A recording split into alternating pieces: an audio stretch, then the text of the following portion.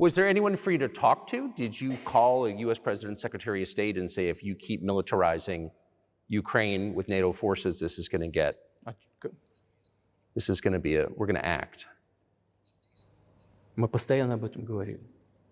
Мы постоянно об этом говорили. Мы обращались к We talked about this all the time. We addressed the United States and European countries' leadership to stop these developments immediately, to implement the Minsk agreements. Frankly speaking, I didn't know how we were going to do this, but I was ready to implement them. These agreements were complicated for Ukraine. They included lots of elements of those Donbas territories' independence. That's true. However, I was absolutely confident, and I'm saying this to you now. I honestly believe that if we managed to convince the residents of Donbas, and we had to work hard to convince them to return to the Ukrainian statehood, then gradually the wounds would start to heal.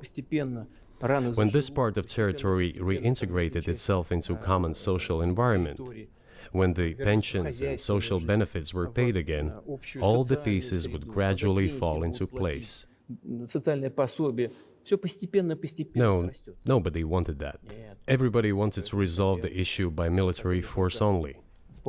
But we could not let that happen. And the situation got to the point when the Ukrainian side announced, no, we will not do anything. They also started preparing for military action. It was they who started the war in 2014. Our goal is to stop this war. And we did not start this war in 2022. This is an attempt to stop it. Do you think you've stopped it now? I mean, have you achieved your aims?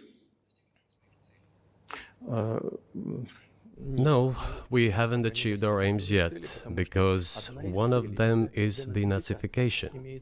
This means the prohibition of all kinds of neo-Nazi movements.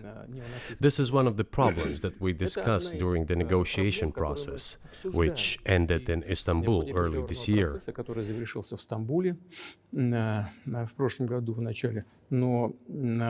And it was not our initiative, because we were told by the Europeans, in particular, that it was necessary to create conditions for the final signing of the documents. My counterparts in France and Germany said, how can you imagine them signing a treaty with a gun to their heads? The troops should be pulled back from Kiev. I said, all right. We withdrew the troops from Kiev. As soon as we pulled back our troops from Kiev, our Ukrainian negotiators immediately threw all our agreements reached in Istanbul into the bin and got prepared for a long-standing armed confrontation with the help of the United States and its satellites in Europe. That is how the situation has developed, and that is how it looks now. But what is, pardon my ignorance, what is denazification? What would that mean? What is... Да, вот я как раз хочу сейчас об этом сказать. Это очень важный вопрос. Денацификация. That is what I want to talk about right now. It is a very important issue. Denazification. After gaining independence, Ukraine began to search, as some Western analysts say, its identity. And it came up with nothing better than to build this identity upon some false heroes who collaborated with Hitler.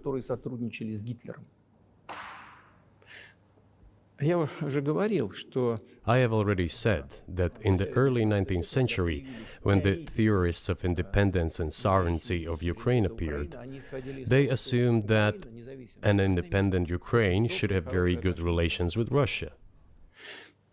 But due to the historical development, those territories were part of the Polish-Lithuanian Commonwealth. Poland, where Ukrainians were persecuted and treated quite brutally as well, as were subject to cruel behavior. There were also attempts to destroy their identity. All this remained in the memory of the people. When World War II broke out, part of this extremely nationalist elite collaborated with Hitler, believing that he would bring them freedom. Она начала сотрудничать с Гитлером, полагая, что The German troops, even the SS troops, made Hitler's collaborators do the dirtiest work of exterminating the Polish and Jewish population. Hence this brutal massacre of the Polish and Jewish population, as well as the Russian population too. которые с Гитлером сотрудничали.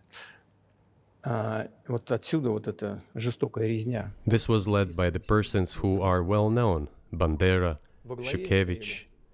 It was those people who were made national heroes. That is the problem. And we are constantly told that nationalism and neo-Nazism exist in other countries as well. Yes, they are seedlings, but we uproot them, and other countries fight against them. But Ukraine is not the case. These people have been made into national heroes in Ukraine. Monuments to those people have been erected. They are displayed on flags. Their names are shouted by crowds that walk with torches, as it was in Nazi Germany. Они на флагах, они их имена кричат. These were people who exterminated Poles, Jews, and Russians. Это люди, которые уничтожали поляков, евреев и русских. Надо. It is necessary to stop this practice and prevent the dissemination of this concept. I say that Ukrainians are part of the one Russian people. They say, no, we are a separate people. Okay, fine. If they consider themselves a separate people, they have the right to do so, but not on the basis of Nazism, the Nazi ideology. Would you